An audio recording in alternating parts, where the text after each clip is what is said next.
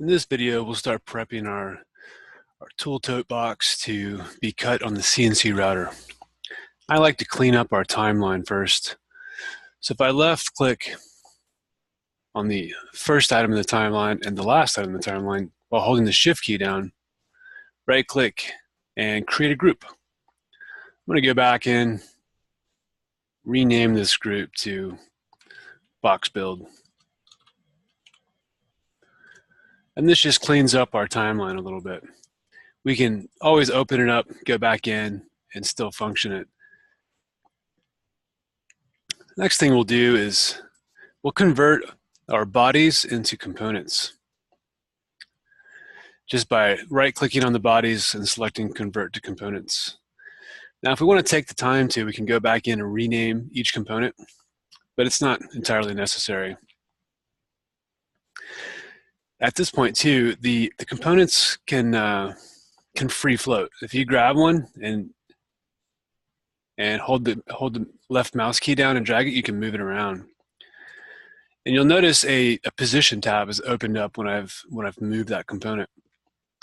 So we have two options. We can either capture the position that I dropped it into, or we can revert it back to its original position. So now I'm going to create another component that's going to represent the material to be cut. And to do that, I'll start a sketch. And instead of selecting where I think is the top plane, I'm going to go ahead and ensure that I'm selecting on the top plane by selecting from this origin base, because I may also be selecting one of these component planes. So as I highlight over these planes, you'll notice that the one that's initiated will be white. So I'll select that YZ plane. And I'm going to draw a rectangle from the origin that will represent my material. And it's going to be 4 foot by 8 foot. So we have 96 inches and 48 inches. At this point, though, it's always a good idea to make sure and double check what your true material size is and input that value in, because it is a fair amount of work to go back and adjust some of these. So now I'll escape out of the dimension and E for extrude, and my sketches are suppressed, so I'll show them again. I'll select that the rectangular profile, and I want to come out a dimension of T, our thickness. And by default, it's selected cut. I want to change that to new component and hit OK.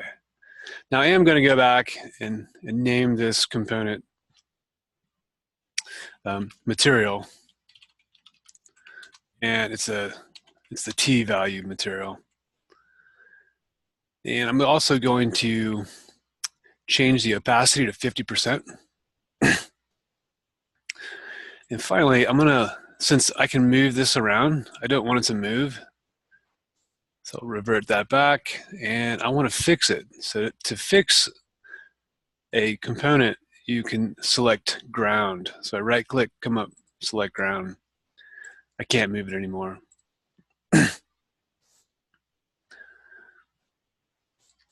So in the next video, we'll take a look at breaking apart the tool tote and nesting it or laying it out onto our material to be cut.